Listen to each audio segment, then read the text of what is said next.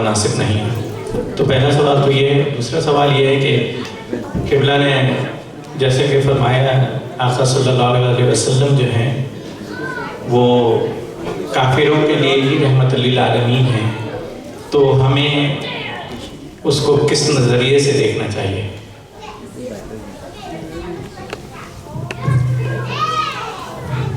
پہلا سوال انہوں نے ناخن کاٹنے کے حوالے سے کیا ہے۔ دیکھیں شرعی حوالے سے دن اور رات کی کوئی ممانعت نہیں ہے، آپ دن میں بھی ناخن کاٹ سکتے ہیں، رات میں بھی ناخن کاٹ سکتے ہیں۔ البتہ بزرگان دین نے فرمایا کہ رات کو ناخن کاٹنے سے یا رات کو گھر میں جھاڑو دینے سے فقر و فاقہ پیدا ہوتا ہے، تو فقر و فاقے سے بچنے کے لیے اگر کوئی رات کو نہیں کاٹتا تو اچھی بات ہے، ہم تو کاٹ لیتے تو گناہ نہیں ہے۔ پھر بدھ کے دن ناخن کاٹنے کے حوالے سے ایک حدیث شریف آئی ہے جس میں منع کیا گیا کہ بدھ کے دن ناخن نہ کاٹا جائے کہ اس سے برس کا مرض پیدا ہو سکتا ہے۔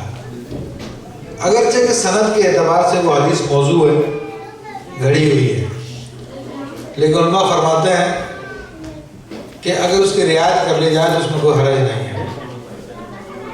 البتہ بدھ کے دن ناخن نہ کاٹے جائیں، ہاں لیکن اگر ناخن کاٹے ہوئے 40 دن گزر گئے اور 40 دن سے زیادہ ناخن نہ کاٹنا پھر مکروہ تحریمی گناہ ہوتا ہے انسان کو، تو اب 40واں دن ہے اور ناخن کاٹے نہیں کاٹیں گے تو پھر 40 دن سے زیادہ ہو جائیں گے، گناہ گار ہوں گے۔ لیکن اتفاقی بات ہے وہ دن بدھ کا ہے، تو کہا اب کاٹ لیں۔ عام دنوں میں بدھ کو نہ کاٹے، لیکن اگر ناخن کاٹے ہوئے 40 دن گزر گئے اور 40واں دن بدھ کا ہے تو پھر بہرحال اس کو کاٹ لیں۔ دوسرا سوال تھا کہ میں نے ذکر کیا قرآن و سنت کی روشنی میں کہ رسول اللہ صلی اللہ علیہ وسلم کفار کے لیے بھی رحمت ہے، تو اس سے کیا مراد ہے؟ عزیزان محترم، اس سے مراد یہی ہے کہ حسن سلوک کا ہمیں حکم دیا گیا ہے، چاہے کافر ہو، چاہے مسلمان ہو، چاہے کوئی بھی ہو، ان کی انسانی حقوق ایک دوسرے کے انسانی حقوق بھی ادا کیے جائے، حسن سلوک کیا جائے، اچھے طریقے سے برتاؤ کیا جائے، اور اگر ضرورت مند ہے کوئی آپ کے پڑوس میں غیر مسلم ہی صحیح، اس کی ضرورت کو پورا کیا جائے اگر آپ کر سکتے ہیں۔ اس کی مصیبت میں کوئی کام آ سکتا ہے اس کے کام آیا ہے، یہ شریعت مطہرہ کا ہم کو حکم ہے۔ بعض لوگوں نے اسلام کے نظریے کو بالکل غلط سمجھا اور معاذ اللہ الٹے سیدھے نظریے انہوں نے بنا لیے، جس کا نتیجہ اب طالبان کی صورت میں بھگتنا پڑ رہا ہے، داعش کی صورت میں بھگتنا پڑ رہا ہے۔ ورنہ آپ باعزید بستامی رحمۃ اللہ علیہ کا واقعہ آتا ہے کہ آپ کا پڑوسی غیر مسلم تھا اور ساری رات وہ میوزک بجاتا تھا، گانے سنتا تھا، آپ کی عبادت میں خلل اندازی کیا کرتا تھا۔ آپ نے کبھی بھی اس سے برا سلوک نہیں کیا، آپ اس کو برداشت کرتے رہے۔ ایک دن اس کی میوزک کی آواز نہیں آئی، شور شرابے کی آواز نہیں آئی، تو آپ کے دل میں خیال آیا کہ شاید یہ کسی تکلیف میں نہ ہو، کسی پریشانی میں مبتلا نہ ہو گیا ہو، چلو میں جا کر اس کی حالت کو معلوم کرتا ہوں۔ حضرت باعزید بستامی رحمۃ اللہ علیہ جب اس کے گھر پہنچے، دروازہ بجا کے اسے بلایا تو اس سے پوچھا کیا معاملہ؟ کہا میری بیوی کو بچے کی ولادت ہونے والی ہے اور گھر میں روشنی نہیں ہے، میرے دیا بھی نہیں ہے۔ آپ نے کہا کوئی بات نہیں، آپ اپنے گھر کا اپنا دیا اٹھا کے لے آئے، کہنے کے یہ لے لو، اپنے گھر کو روشن کر دو۔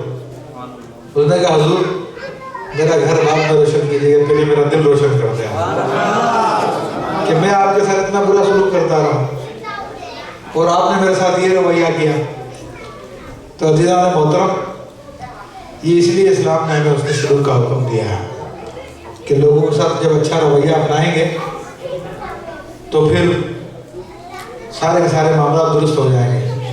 غریب نواز رحمۃ اللہ تعالیٰ علیہ نے پورا ہندوستان فتح کیا، تو وہ تلوار سے کیا تھا کیا انہوں نے؟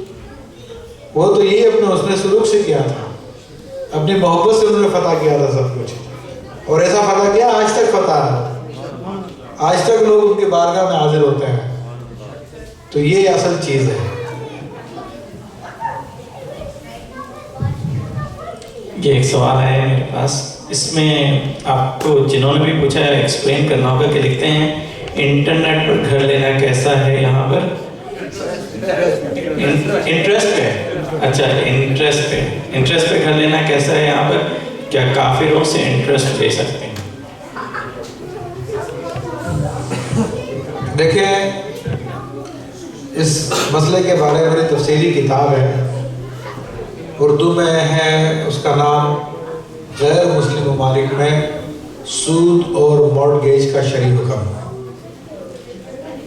اور انگلش میں نے اسی کو ٹرانسلیٹ کیا ہے، اس کا نام ہے Sharia rulings regarding usury and mortgage in non Muslim countries.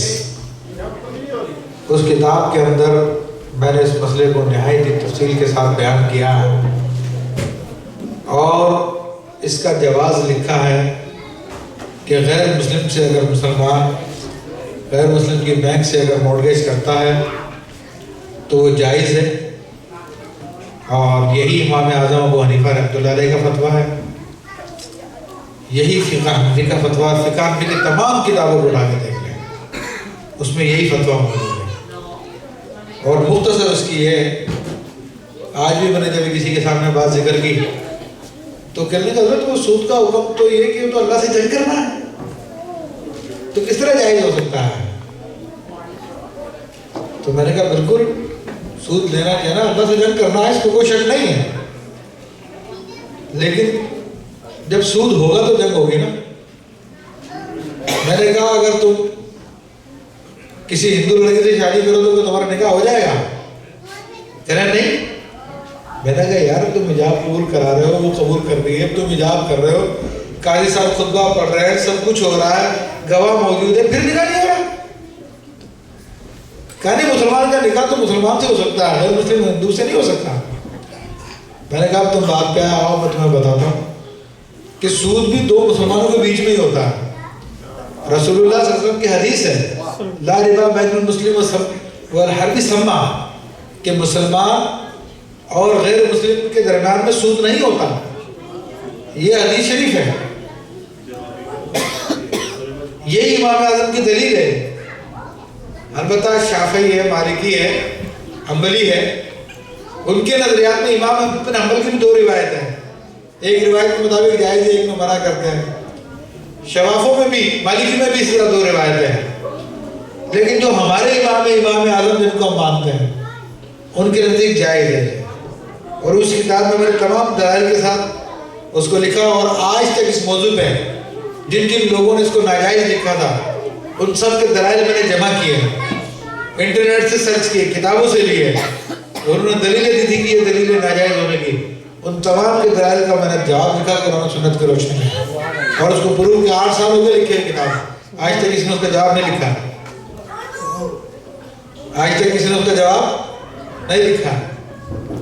تو امام اعظم رحمۃ اللہ علیہ کے نزدیک جائز ہے یہ، اور سرٹن شرائط ہے یہ کہ آپ اس کی انسٹالمنٹ دینے پہ قادر ہو، اس میں مسلمان کا فائدہ ہو، تو باقی ڈیٹیل آپ کو اس کتاب سے معلوم ہو سکتی ہے۔ اور کچھ ہو تو معلوم کسی اگر کوئی شخص بینک میں ملازمت کرتا ہے، فائنینشیل انسٹیٹیوشن میں یہاں امریکہ میں، تو اس کی آمدنی جائز ہے کیونکہ سود کا کام ہے سارا؟ دیکھیں، اس میں بینک کے سلسلے میں ایک احتیاط کرنی پڑے گی، کیونکہ بینک کے اندر جو ڈیلنگ کرنے والے ہوتے ہیں مسلمان کے ساتھ بھی کرتے ہیں،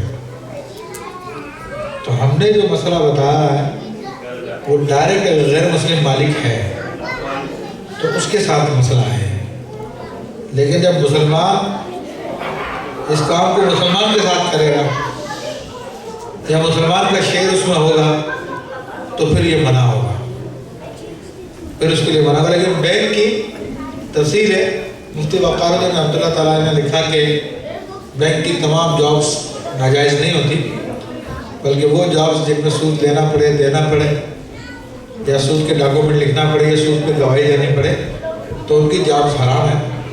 لیکن اگر وہ کسی کارپوریٹ بینک میں ہے اور اس کے ہیڈ آفس میں ہے جہاں پہ ان کو ڈائریکٹ پبلک سے ڈیلنگ نہیں کرنی پڑتی تو اس کی جاب جائز ہے، اکاؤنٹنٹ ہے اس کی جائز ہے، آڈیٹر ہے اس کی جائز ہے، اسی طرح کیشیئر ہے اس کی جائز ہے کہ کیشیئر کا کام لینا دینا نہیں ہوتا، اصل حساب کتاب پہلے کا ہوتا ہے، کیشیئر تو صرف ڈلیور کرتا ہے۔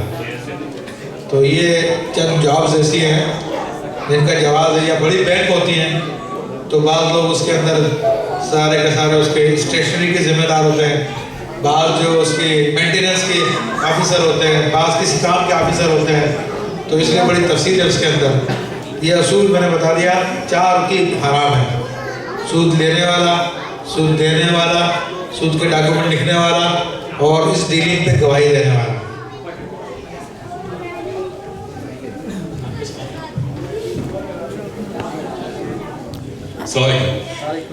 یہ خبروں پہ جا کے جو پیر مرشد ہیں جو وفات پا چکے ہیں ان کے پاس جا کے دعا کرنا کیسا ہے، اور حضور صلی اللہ علیہ وسلم اور قرآن کے وسیلے سے دعا کرنا کیسا ہے؟ دیکھیں، جہاں تک وسیلے کا تعلق ہے، حضور علیہ السلام کے وسیلے سے یا قرآن کے وسیلے سے یا اللہ کے نیک بندوں کے وسیلے سے، تو یہ خود قرآن مجید فرمان حمید سے ثابت ہے، اور اللہ تعالیٰ ارشاد فرماتا ہے: یا ایھا الذین آمنوا وابتغوا الیہ الوسیلہ، اے ایمان والو تم اللہ کی بارگاہ تک وسیلہ تلاش کرو۔ اور اللہ تبارک و تعالیٰ نے پورے کائنات کا نظام وسیلے میں رکھا۔ ہماری پیدائش بھی ماں باپ کے وسیلے سے ہوتی ہے، سمجھ رہے ہیں؟ یہ جو دین اسلام ہم کو ملا یہ بھی وسیلے سے ملا، علماء کے وسیلے سے ملا، علماء کو یہ ائمہ کے وسیلے سے ملا، اماموں کو یہ تابعین کے وسیلے سے ملا، تابعین کو صحابہ کے وسیلے سے ملا، اور صحابہ کو رسول اللہ صلی اللہ علیہ وسلم کے وسیلے سے ملا۔ یہ سارا کام وسیلے کے ساتھ ہے، اللہ کا نظام ہے۔ کیا اللہ اس بات پہ قادر نہیں تھا کہ ہم سو کے اٹھتے اور ہر ایک کے سرانے پہ ایک پورا قرآن ہوتا اور ساری کی ساری ہدایت ہمیں دے دیتا؟ وہ قادر ہے نہیں اس بات پہ؟ ہے، مگر اس نے پسند کس چیز کو کیا؟ وسیلے کو۔ وسیلے کے ساتھ سارا کام چلا ہے۔ تو ڈائریکٹ ڈائلنگ کو کوئی پتہ نہیں ڈائریکٹ ڈائلنگ کا قبول ہو یا نہ ہو۔ تو وہ توبہ کس سے کی جاتی ہے بتائیے؟ اللہ سے۔ تو توبہ کرنے کے لیے کہاں جانا چاہیے؟ اللہ کی بارگاہ میں، ہے نا؟ اور بالکل جائز اللہ سے توبہ کرنی چاہیے، لیکن اللہ کو جو طریقہ پسند ہے اس نے قرآن میں بیان فرمایا۔ اللہ کو جو طریقہ پسند ہے اس نے قرآن میں بیان فرمایا۔ اللہ فرماتا وَلَوْ أَنَّهُمْ إِذْ ظَلَمُوا أَنفُسَهُمْ، اگر یہ لوگ اپنی جانوں پہ ظلم کر لیں، گناہ کر لیں، جاؤ کا پھر اے نبی علیہ السلام آپ کی بارگاہ میں حاضر ہو،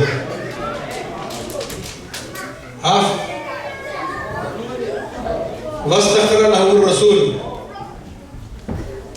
پھر رسول علیہ السلام ان کے لیے اللہ کی بارگاہ میں سفارش کرے توبہ کے لیے، توبہ طلب کرے اللہ تو ان کو معاف کر دے، لا وجد اللہ تواب الرحیم، تو اللہ کو ضرور ضرور توبہ قبول کرنے والا پائیں گے۔ تو میں نے منع نہیں کیا کہ آپ ڈائریکٹ توبہ کر لو، لیکن اللہ نے جو طریقہ سکھایا وہ کون سا ہے؟ وسیلے والا بغیر وسیلے کے؟ وسیلے والا ہے۔ اور علماء نے لکھا کہ اب حضور علیہ السلام نے پردہ فرما لیا، تو اب کوئی حضور کی قبر انور پہ آ کر حضور کو وسیلہ بنا کے دعا کرے گا اللہ کی بارگاہ میں تو اس کی دعا قبول ہوگی۔ اور مفسرین نے لکھا یہ واقعہ کہ ایک اعرابی رسول اللہ صلی اللہ علیہ وسلم کی بارگاہ میں حاضر ہوا، صحابہ کا زمانہ ہے، اور عرض کی کہ یا رسول اللہ صلی اللہ علیہ وسلم جو قرآن اللہ نے آپ پہ نازل کیا اس میں یہ آیت موجود ہے، میں نے اپنی جان پہ ظلم کر لیا اور میں آپ کی بارگاہ میں حاضر ہو گیا، آپ اللہ کی بارگاہ میں دعا کر اللہ مجھے معاف کر دیا۔ تو وہ چلا گیا۔ بعد میں ایک صحابی کو خواب میں رسول اللہ صلی اللہ علیہ وسلم بشارت دی کہ جاؤ اس کو بتا دو کہ تمہاری توبہ قبول ہو گئی۔ تو اللہ کو تو وسیلے آنا پسند ہے، بغیر وسیلے کے پسند نہیں۔ اللہ تبارک و تعالیٰ پہنچ نہ سکے، جیسے کہ ابھی بہت سارے لوگ مدینہ منورہ میں نہیں رہتے، دور ہے، سفر کرنا ممکن نہیں ہوتا ان کے لیے، کوئی بھی وجہ ہو سکتی ہے، تو بڑے بڑے اماموں نے، بلکہ سلسلہ شاذلیہ کے عظیم بزرگ سرکار احمد ابن عطا اللہ اسکندری رحمۃ اللہ علیہ اپنی کتاب میں ارشاد فرماتے ہیں کہ اگر تمہیں توبہ کرنی ہے تو رات کو اٹھو اور اللہ تعالیٰ وضو کرو اچھی طریقے سے، حضور علیہ السلام کی بارگاہ میں حاضر